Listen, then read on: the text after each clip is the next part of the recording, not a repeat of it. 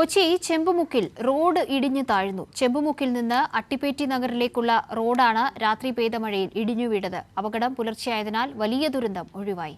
Chembumukku saint Michael's പള്ളി parish ഹാളിന് സമീപം അട്ടിപ്പേറ്റി നഗറിലേക്കുള്ള റോഡും സംരക്ഷണ ഭിത്തിയും ഉൾപ്പെടെയാണ് ഇടിഞ്ഞു വീണത്. ഞായറാഴ്ച രാത്രിയുണ്ടായ കനത്ത മഴയെ തുടർന്നാണ് പുലർച്ചെ അപകടം സംഭവിച്ചത്.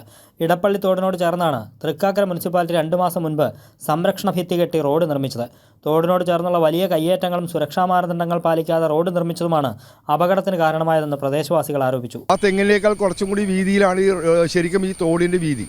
അതിന് പുറകിലോട്ട് പോയി കഴിഞ്ഞാൽ പല സ്വകാര്യ വ്യക്തികളും ഈ റോഡിൻ്റെ ഈ തോടിൻ്റെ ഭൂരിഭാഗം കയ്യേറിയതുകൊണ്ട് ഉണ്ടായിരിക്കുന്ന സംഭവങ്ങൾ ഒട്ടും സുരക്ഷിതമല്ലാത്ത രീതിയിൽ മുനിസിപ്പാലിറ്റി ആണെങ്കിൽ ആരായാലും ഇത് കെട്ടി ഇത് അടച്ചു കെട്ടിയതിൻ്റെ പരിണതഫലം. 80ഓളം വീടുകളും സ്കൂളും ഒക്കെ സ്ഥിതി ചെയ്യുന്ന മേഖലയാണിത്. വീട്ടുകാരുടെയും വിദ്യാർത്ഥികളുടെയും യാത്രാമാർഗമാണ് തടസ്സപ്പെട്ടിരിക്കുന്നത്. അപകടം പുലർച്ചെയായതിനാൽ വലിയ ദുരന്തം ഒഴിവാകുകയായിരുന്നു.